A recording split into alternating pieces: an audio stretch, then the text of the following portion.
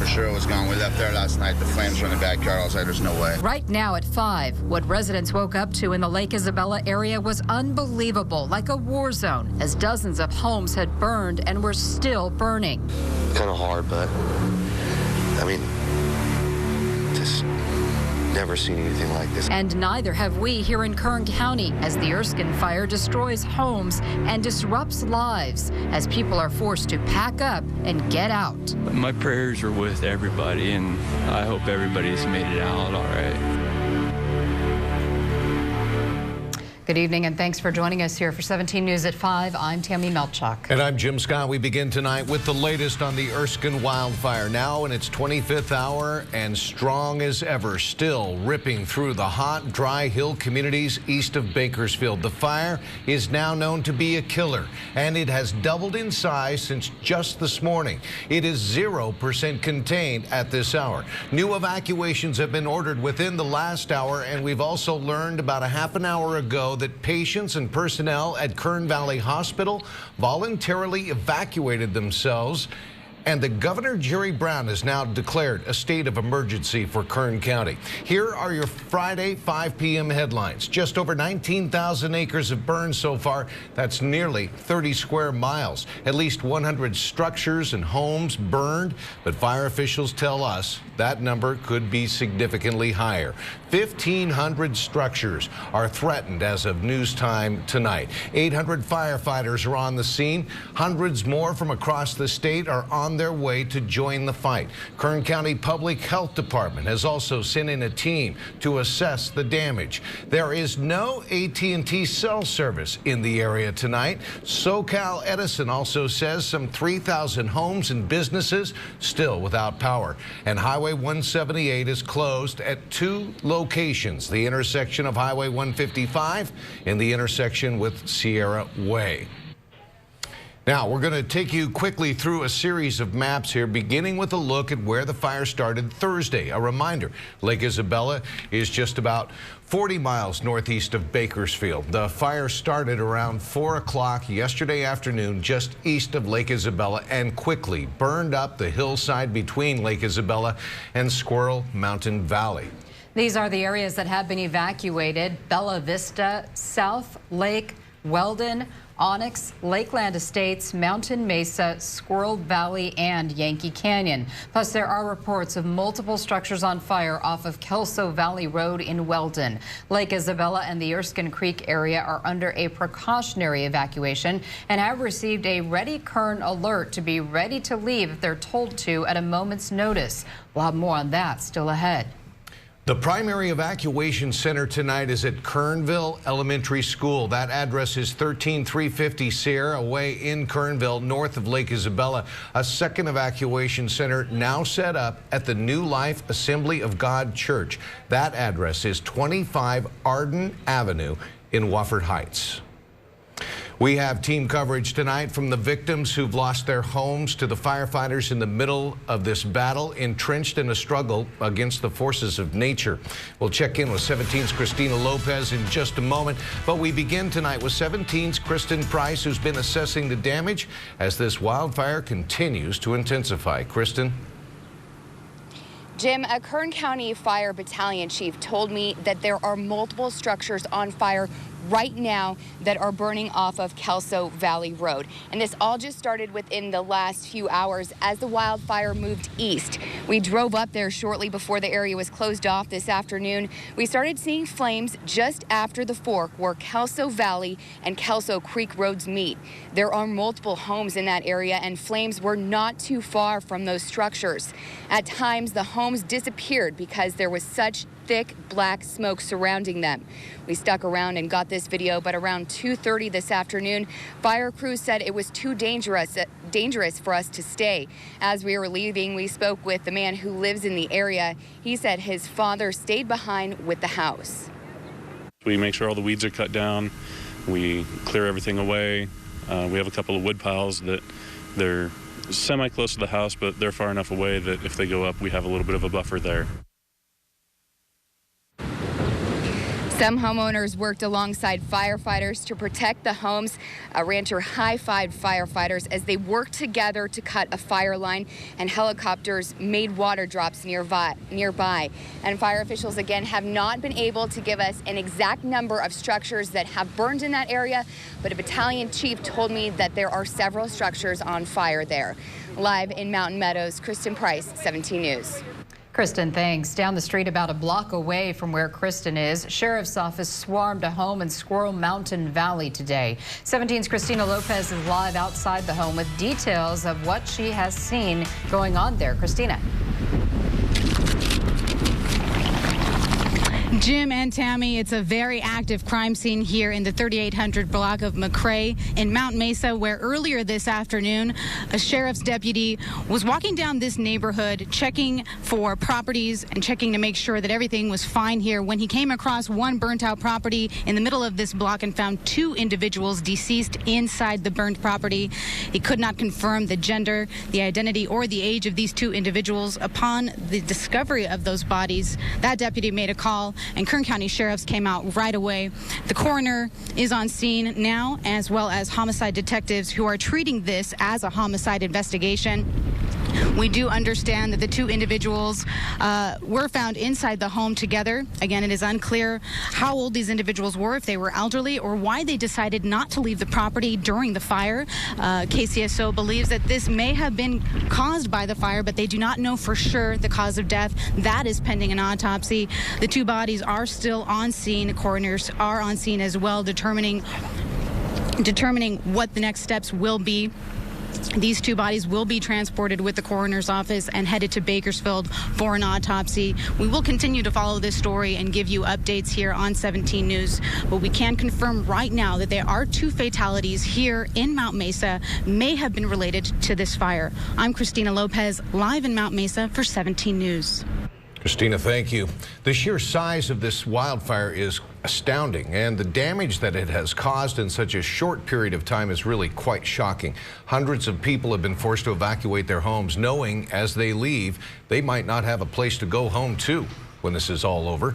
17's Tabitha Mills sharing now how some evacuees are riding out this emotional roller coaster. She joins us now in studio with a heartfelt story in the midst of all this madness. Tabitha? Jim, the shelter manager at the Red Cross Evacuation Center in Kernville, says this is the biggest group of evacuees they've ever helped. At one point, more than 170 people sought help at the center. It's a chaotic and tragic time for many. They've lost everything. One South Lake man says this fire made him realize what he cherishes most, and now he's holding on to the one thing he didn't lose. I lost everything, and I found the only person I had left, and I asked her to marry me. When the Erskine fire hit South Lake, Eric Kirby and Melanie Perea were separated. And I couldn't find him. The two were reunited this morning at the Kernville Elementary School Evacuation Center. I'm so glad I found you. It was a reunion like no other. I don't ever want to be that again. I love you. I love you. It was a moment of happiness in the midst of a monumental amount of sad. Yes, I've been up here 39 years, and the last large fire we had was back in 2004, and we've lost a lot more homes this time, and it's burned through a lot more communities than any other fire has, so it's really bad. They gave us a call and said evacuate, and then it was like, I mean, within 10 minutes, it was just coming over the hill, and the ashes are blowing in my face. I mean, it was just so fast. Many evacuees are grateful. Are you thankful that there's an area for Taz here? Yes, and us too. Everybody made it out here safe. Some evacuees are appreciative. It warms my heart to see everybody. There's so many people out here helping each other. It's sad to see a disaster, but it's nice to see the community come together to help. And most, praying. God watch over us. Thanks. The Red Cross says the best way to help is monetary donations. The evacuation centers do not receive federal funding. If you'd like to help our Erskine fire evacuees, go to our website, kerngoldenempire.com. Reporting in studio, Tabitha Mills, 17 News. Tabitha, thanks. We continue our coverage tonight with 17's Ann DeGrazia. She was first on scene for us last night and was back out there again at the fire scene this morning. She joins us in studio now with updates on Lake Isabella after a ready current alert was sent to the area, including the Erskine Creek area, which we told you earlier remains under a precautionary evacuation. Ann? Tammy, families in Lake Isabella are preparing to evacuate. We were out there last night and this morning, and most people are saying they're prepared for the worst. Wrangling pigs and roosters. The Ball family is evacuating. Saw a couple of smoke. It was big, and there was big flames. Brianna and Akemi Ball say they're off to Grandpa's to stay safe. Like a god-awful feeling, you know, to be threatened to lose all your personal possessions and your home. With the back of their expedition packed. Stuff that you can't replace. Photos of their daddy, who's off fighting the Erskine fire. Scary sometimes, huh? As the Balls get ready to leave, families make phone calls in town, hoping the fire doesn't do any more damage. It's just nerve-wracking.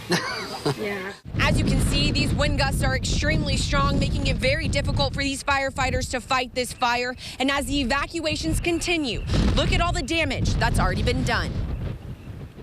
So I do urge people to get together and help their neighbors out, because they're definitely going to need the help. If you do have to evacuate and have physical limitations and need assistance, call 1-800-277-7866. Coming up at 6, we'll hear from Kern River Tours with information on vacationing in the area during the fire. In the newsroom, Ann DeGrazia for 17 News. We're continuing to watch as the winds have been a concern out of the west. Meanwhile, as we take a look here from our Breckenridge camera, this is Breckenridge to Havilah, and you can see that line of smoke. So that plume continues to filter eastward away from Bakersfield and away from the valley. Another shot here from our camera showing it in the very far right corner of your screen there.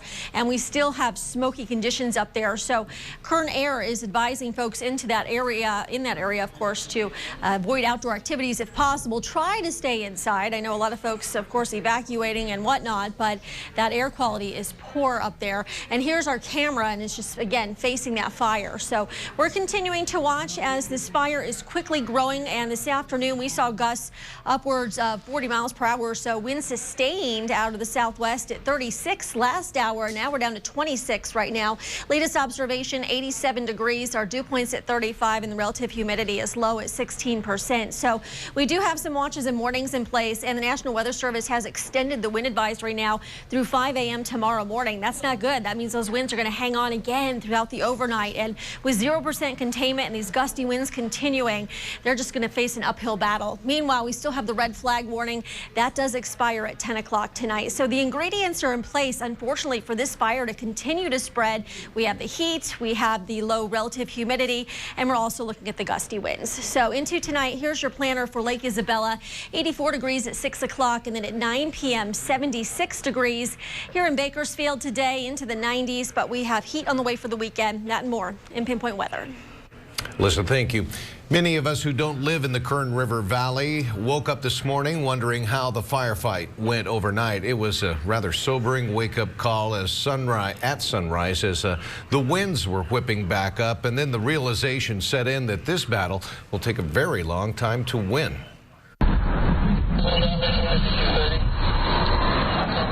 This is what firefighters feared would happen as day broke. Mother Nature unleashing her fury to a higher pitch, with devastating winds further fanning the flames. At first, many residents watched the ominous smoke coming at them from a distance. Then, fire ravaging everything in its path. Wherever you looked, up in the Lake Isabella area this morning, ravenous flames just taking over. Homes reduced to rubble, fences going up like matchsticks. Even power lines, no match for this menace. And the sounds are surreal. The propane tanks which fuel homes in these mountain communities posing a major problem. One after another, homes being leveled in the fire's path. A seemingly overwhelming firefight for our local heroes on the front lines as hundreds of other firefighters across the state rally to help bring relief and support. More than 4,000 people have their roots in Lake Isabella, where homes are spread throughout the valley and the mountains. It's a community that has memories tied to the area and homes. 17's Alex Fisher has that part of our story. He talks about the communities in Lake Isabella. It's a city known for its lake, but it's more than just a recreational hangout, with many people living in the rugged terrain, calling the mountain their home. This is Lake Isabella, a hidden valley surrounded by tall mountains, a small town that many call home. I love it here. I don't know what we'll do without Lake Isabella. It's a community with homes nestled in the mountains. If you drive around at night, every little nook and cranny has a house in it. But the peace of living in those mountains comes with a price. We always have to be prepared to evacuate, and all during the fire season, we're always looking around. Many homes in Lake Isabella have been in the family for generations. And with this fire, decades of memories gone. My dad lived there, and he just died a few days ago. Yesterday was his birthday. And every memory was in that house, and it's just gone. But it's during the devastation that the Lake Isabella community comes together like never before. We live with the threat of wildfire every year. But the community, the people, they pull together, whether they knew each other or not. It's just the way we are up here. Now, residents tell me that this past rainy winter did bring a lot of brush into the mountains, which is, of course, fuel for the fire. In Lake Isabella, Alex Fisher, 17 News. Anytime a wildfire like this tears through a community, there is always concern for pets and livestock. 17's Jason Galvin has information now on what residents can do with their animals during this wildfire. Kern County Animal Services says, unfortunately, in times like this, there's simply not enough resources to safely rescue everybody's pets and livestock. Those with house pets and other small animals are able to bring them to the evacuation center at Kernville Elementary School. But those with large animals like horses and livestock have fewer options. If you're in danger and need to evacuate your large animals, call Animal Services directly at 868-7100. Nick Cullen with Animal Services says rescues will be conducted on a case-by-case basis. Those with horses who have or are about to evacuate have a few options. First Baptist Church in Lake Isabella has room for horses, as does Mark Burtick, a resident in Kernville with several acres of fenced-in land. Burtick is asking for volunteers to help care for those animals as well. He's located at 587 James Road in Kernville. And PETA today reminding residents to always be prepared to evacuate your pets in times of disasters. Know your destination, and if it's pet friendly, secure dogs and pets with leashes and harnesses, and never leave animals unattended in vehicles. For a full list of places to go if you are evacuated with animals, head to our website, kerngoldenempire.com. Jason Galvin, 17 News.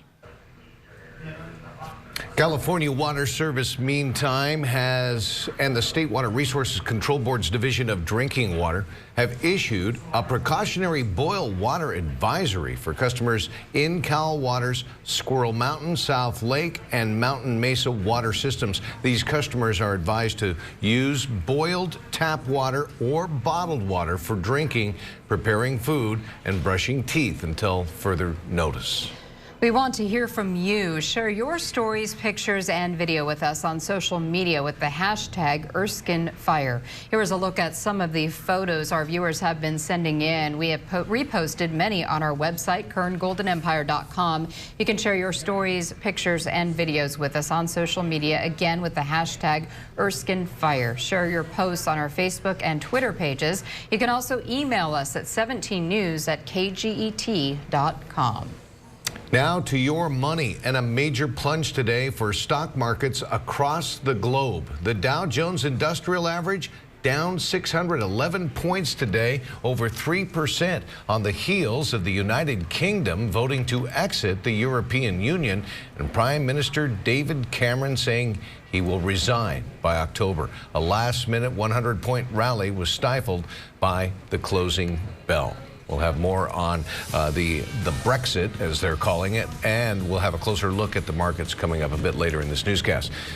And plus, we will have a look at other stocks and how oil prices fared today as well, just ahead in your 17 Business Watch at 5:30. And our coverage of the Erskine fire continues as well. Stay with 17 News at 5 for the latest. We are back now with amazing time-lapse video shot by viewer John Ornosky, his second video installment since this fire broke out. Take a look at that.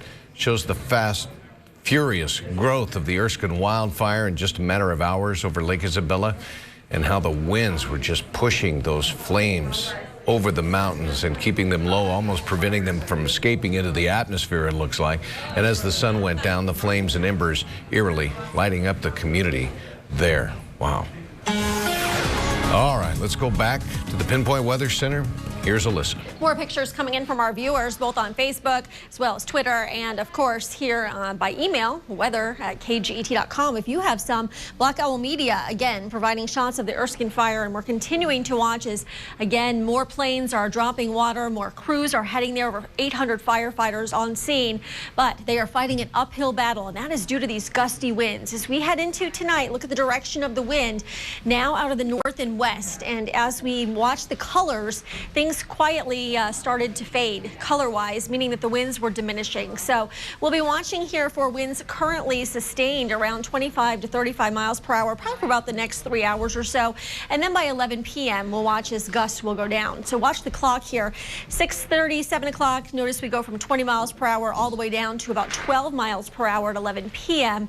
That's fine. We need those winds to die down a little bit, and they usually do after sunset. However, we still have the high wind advisory in effect through 5 a.m. So we could see those winds still pick up occasionally overnight, and that has been tough on firefighters battling that fire. 86 degrees currently in Lake Isabella, 104 in Ridgecrest. Meanwhile, on the other side of the mountain, and watching for the desert areas to still be pretty steamy. 77 in Tehachapi, 74 in Fraser Park. Lower 90s though in Bakersfield and the Valley today. That's all thanks to a disturbance that continues up in the Pacific Northwest, and that's bringing in the winds, but it's also bringing in some cooler temperatures too, and I'll show you that in a second. Relative humidity value at 15%, the dew point's at 39, winds are out of the northwest at 10. And as we take a look at the regional satellite, no rain to be found here, but we are continuing to watch as this system, this area of low pressure here into the Pacific Northwest, continues to kick up the winds. So we'll be looking for that. Meanwhile, high pressure building in aloft will also work against us in terms of heat as we head into the next few days. So breaking it down for you, mainly watching as the low will shift eastward. We'll get the winds out of here by tomorrow afternoon and into Sunday. Hopefully it will not be as breezy, but then we'll be watching here from the east as high pressure in the upper levels moves in, and as it moves westward, we'll be looking for that heat to continue to climb. So triple-digit heat in the forecast maybe as early as Sunday, and especially into Monday and Tuesday, and we're not the only ones feeling this. All the way up near the Canadian border, we'll be looking for temperatures to be well above average by 10 to 15 degrees. Air quality and healthy for sensitive groups at 143, and just a reminder, if you are up in the fire area, we have poor air quality up there, so try not to inhale that smoke as much as you can. We'll be looking here at 98 tomorrow in the valley, and then 102 on Sunday, 104 on Monday, 105 on Tuesday, and yes, that heat is going to be relentless next week. Still in the triple digits Wednesday, Thursday, and Friday now. Overnight lows in the lower 70s. Into the mountains, we have 90s on the way, still breezy tomorrow. And as we head into the Kern River Valley, 96 tomorrow and breezy, 99 on Sunday. Triple digits next week with lows in the 70s. So this afternoon, we again saw those gusty winds, and that combined with the low humidity as well as the heat has just been the perfect fuel with all that dry brush to let this fire just really explode quickly. Yeah, and we have a number of homes still out of power, and that's one of the reasons why Cal Water has issued the boil water advisory for the homes in Mountain Mesa and Squirrel Mountain Valley, because some of the power to their pumping stations up there has been cut off. So that is a distinct concern for people at the Cal Water Service Company who have customers up there. Yeah, it is tough to see those pictures, and certainly hoping for the best. Yes, all right. Mother Nature. Thank you, Alyssa. Still to come, aftershocks rumbling across the globe following the vote on Brexit. The United Kingdom voting to exit the European Union. The fallout from that historic referendum when 17 News at 5 continues. Making news around the world this hour, Britain has voted to leave the European Union after a bitterly divisive referendum campaign, toppling the government and sending global markets plunging. This means that the UK has voted to leave the European Union. Half the country cheering the historic vote, the other half jeering after the political earthquake, the aftershock, Britain's Prime Minister resigning. I do not think it would be right for me to try to be the captain that steers our country to its next destination. The result was a shock right from the start. Few expected a win for Britain's exit from the 28-member European Union, but the referendum passed 52 to 48%. Supporters called it Independence Day. Fear of being overrun by immigrants was a driving force among supporters. That and their desire to get out from under the thumb of Brussels, Belgium, the seat of power for the EU. The referendum is not legally binding, though it is difficult to imagine that the British government would ignore the will of the people. There are also calls from other European countries, namely France and Italy, to let their voters have their say on membership in the European Union. The United States is being directly affected by the vote in Britain. Concerns range from mere falling 401ks to economic stability and military alliances. The next step is being described as a messy 2-year divorce, but the United States doesn't have the luxury of choosing sides. As Wall Street and other world markets were in full retreat, President Obama offered some words of assurance. While the UK's relationship with the EU will change, one thing that will not change is the special relationship that exists between our two nations. That will endure. The EU will remain one of our indispensable partners. The British vote, which now endangers the European Union's very existence, was a populist backlash against globalization, economic austerity, bureaucracy, and outrage over immigration, all of which echoes in the current U.S. political climate. Donald Trump is in Scotland, which voted against the EU exit. He supports it. Hillary Clinton issued a statement saying this uncertain time underscores the need for calm, steady, experienced leadership in the White House. Still to come, a lucky lottery winner here in Bakersfield, and a local initiative to regulate medical marijuana in Bakersfield may be on the November ballot. A preview of Saturday's installment of Kern County In Depth when we come back. Welcome back. Voters in Bakersfield may see a local initiative on the ballot this November that, if passed, would lift the city's ban on medical marijuana dispensaries and replace it with regulations enacted by the state legislature last year. The merits of that measure will be examined this Saturday on Kern County In Depth. The current status quo banning these organizations, it basically creates an illegal atmosphere, a criminal atmosphere, and it's introduced the criminal element into Bakersfield. This is going to eliminate certain problems that have already been brought before the council. This will get these businesses out of the residential neighborhoods. It will get them away from any schools. I always refer to it as playing whack-a-mole a little bit. For every 1 or 2 I close down, 2 or 3 pop up somewhere else. The Medical Cannabis Initiative is the focus of our program this week, and we'll take a look at a statewide ballot measure currently in the certification process that, if passed, would legalize and regulate marijuana for recreational use in California. So join us, Kern County In Depth, this Saturday evening at 6 p.m. right after NBC Nightly News here on TV 17.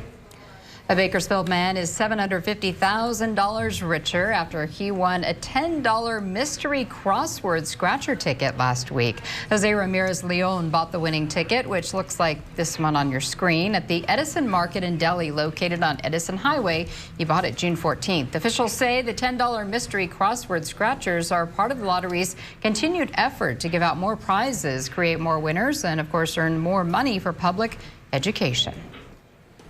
Parts of the Kern River Valley resemble a war zone tonight. The Erskine wildfire exacting a human toll as more firefighters pour in, heading to the front lines. The latest numbers on the structural losses and information on the latest evacuations in the Lake Isabella area when we come back. We're working in the spirit of the Golden Empire. This is 17 News at 5:30. Welcome back. New at 5:30, we continue our coverage of the Erskine wildfire, a fire that has now turned deadly and doubled in size since just this morning. Kern County Fire confirming 2 people have died in the fire, they believe. They did not elaborate on where the deaths happened or how. Meantime, this fast-moving and devastating conflagration continues to rage out of control. Just over 19,000 acres have burned. The fire has no containment. At least 100 structures and homes have burned. Fire officials, though, tell us that number could be significantly higher. 1,500 structures remain threatened as of news time tonight. 800 firefighters are now on scene, and hundreds more from across California are on their way to join the fight. Kern County Public Health Department has also sent in a team to assess the damage. There's no AT&T cell phone service in the area, and Southern California Edison also says 3,000 homes and businesses are still without power. Highway 178 is closed at 2 locations, the intersection of Highway 155 and at the intersection with Sierra Way. We are expecting a news conference at 6 o'clock, less than 30 minutes from now, and when that news conference happens, we will bring it to you live. Now we're going to take you through a series of maps, beginning with a look at where the Erskine fire began Thursday. A reminder that Lake Isabella is just over 40 miles northeast of Bakersfield. The fire started around 4 o'clock yesterday afternoon, just east of Lake Isabella. It quickly burned up the hillside between Lake Isabella and Squirrel Mountain Valley. Now, there are areas that have been evacuated. Bella Vista, I should say, South Lake, Weldon, Onyx, Lakeland Estates, Mountain Mesa, Squirrel Valley, and Yankee Canyon. Lake Isabella and the Erskine Creek area are under a precautionary evacuation at this hour and have received a Ready Kern alert so that folks will be ready to leave if they are told to do so. Here is the primary evacuation center. It's at Kernville Elementary School. That address is 13350 Sierra Way in Kernville, north of Lake Isabella. A second evacuation center is now set up at New Life Assembly of God Church. That is located at 25 Arden Avenue in Welford Heights. The evacuation center at Kernville Elementary School is packed. The busiest Red Cross workers say that they've ever seen. It was a little chaotic. There wasn't an actual, when we left, there wasn't an actual evacuation order. We listened to the police scanners and stuff, and they had moved the line to Easy Street and Onyx, so we decided to leave. As soon as I got to my house, there was a sheriff sitting there, said, "Get out." And everything I own, it was there. It's there. I have nothing, no insurance. And while residents are very grateful for the Red Cross workers and the efforts of all involved in fighting this wildfire, the realization that they may not have anything to go back home to is devastating.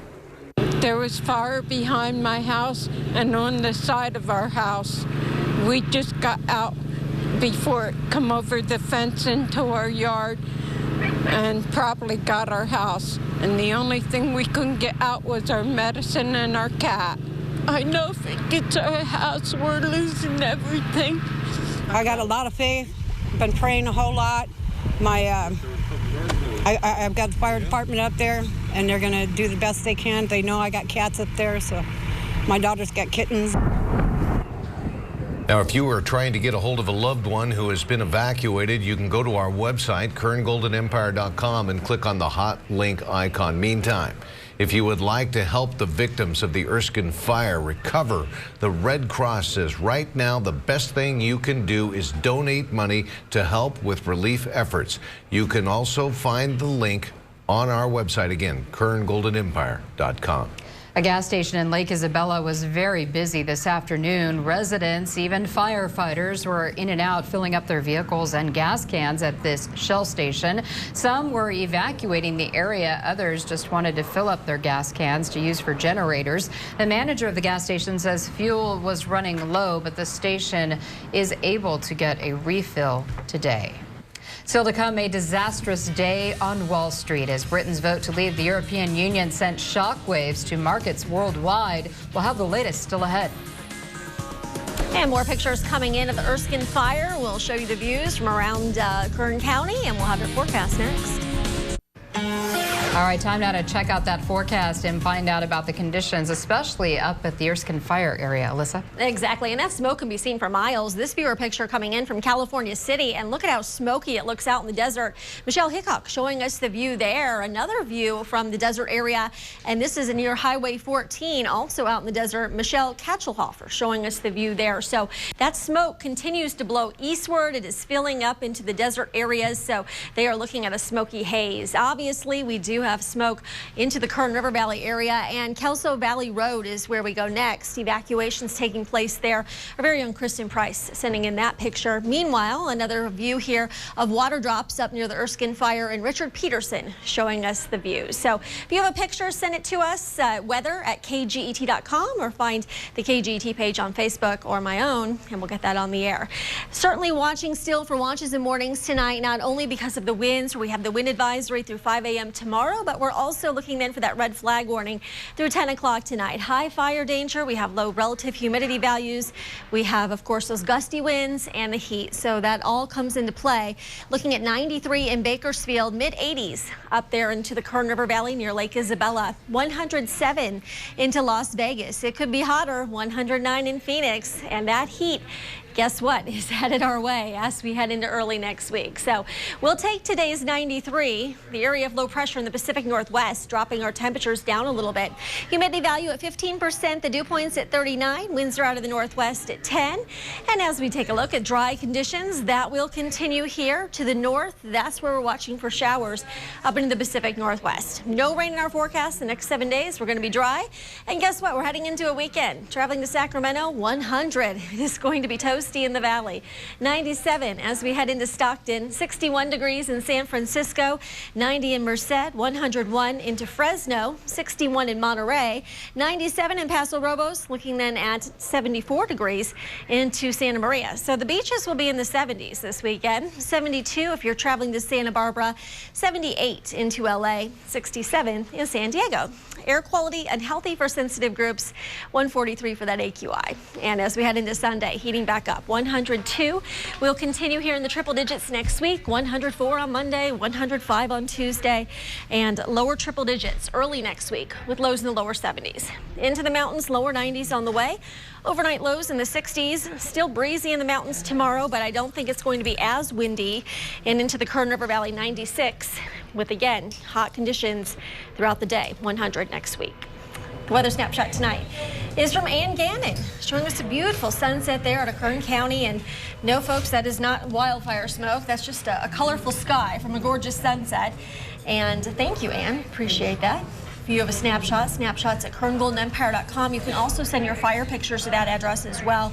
And we continue to get them on all of our social media platforms as fast as we can. We certainly appreciate you being our eyes and ears up there as well, all over the county. Yes, and there are lots of organizations coming together here locally to collect items to bring up there this weekend, and we're posting those on our website as well. That's right. Yeah. Local companies stepping up. All right. Thanks a lot. Closing numbers from a very rough day on Wall Street just ahead. But first, we'll lighten it up a bit. Here's Lena to preview sports. The 2016 NBA draft is in the books, and a Bakersfield product is preparing for his NBA journey. Utah, here he comes. Tyrone Wallace is the newest member of the Utah Jazz. Sports is next. Welcome back. Time for sports. It took all night to get the call, but finally, Bakersfield's own Tyrone Wallace knows where he will begin his NBA career. The BHS and Cal grad was the 60th and final pick in last night's NBA draft, selected by the Utah Jazz. According to the Jazz Twitter page, Wallace, along with Utah's other draft picks, have picked their jersey numbers. Wallace will go with number 13. He wore number 11 at BHS and number 3 at Cal. The guard was Cal's leading scorer in his senior season, despite battling hand injuries during Pac-12 play. Wallace is the first NBA draft pick out of Bakersfield since Robert Swift in 2004. He joined Swift, Frontier's new varsity boys basketball coach Winston Kreit, J.R. Henderson, and Lonnie Shelton as one of 5 NBA draft picks to come out of Bakersfield. Wallace is one of 4 players selected by the Utah Jazz, and we'll have his reaction tonight on 17 News at 11. Now, Brandon Ingram didn't have to wait long to hear his name called. The Lakers selected the Duke forward with the number 2 overall pick. The 18-year-old one-and-done baller averaged 17 points, 6 rebounds, and 2 assists per game at Duke. Not every NBA player ends up thriving in the bright lights of Los Angeles, but Ingram is welcoming the opportunity under first-year head coach Luke Walton. I'm just very excited to be in this Lakers franchise now and just try to go in and impact this game in a different type of way and be the hardest worker on the floor. You kind of feel pressure, but it's good pressure, of course. It gives you motivation to and the potential to be someone like Kobe Bryant and some of the greats in the league. So, of course, I just go in and impact in any way I can and just listen to the coach and be coachable. The New York Knicks didn't have any draft pick in this year's draft, but they did make some moves this week, striking a trade deal that brings Chicago's Derrick Rose to New York, along with Justin Holiday and a 2017 second-round draft pick. The Bulls get big man Robin Lopez, guards Jose Calderon and Jaren Grant. Rose is in his final year of his contract, but he said in his news conference today that he hopes to play the rest of his career out in New York. Me coming from Chicago and just a rivalry from Chicago and New York type of way of playing basketball, like, man, I'm grateful. I'm grateful to be here. I feel like they're going to appreciate me a little bit more. Oh, a lot of fashions on display. Fashion, yeah. Big draft a lot night. of JCPenney suits. JCPenney getting a lot of shout-outs. Really? Yeah, the first couple draft picks. So, wow. Yeah. Of course, it's NBA style. You got to show out for the draft. Yeah, definitely. So. All right, thanks, Lena. We're back right after the break. Welcome back. 17 Business Watch tonight. Financial markets around the world plummeted today after Great Britain's vote to leave the European Union. Dow Jones Industrial Average falling 610 points. Its 8th largest point loss ever. The Nasdaq saw its worst day since August of 2011, down 202 points. S&P 500 losing 76 points. NBC's Chris Pallone now with more reaction from the U.S. markets. When the U.S. markets opened Friday, an immediate sell-off, sending NASDAQ, the Dow Jones, and the S&P indexes plunging.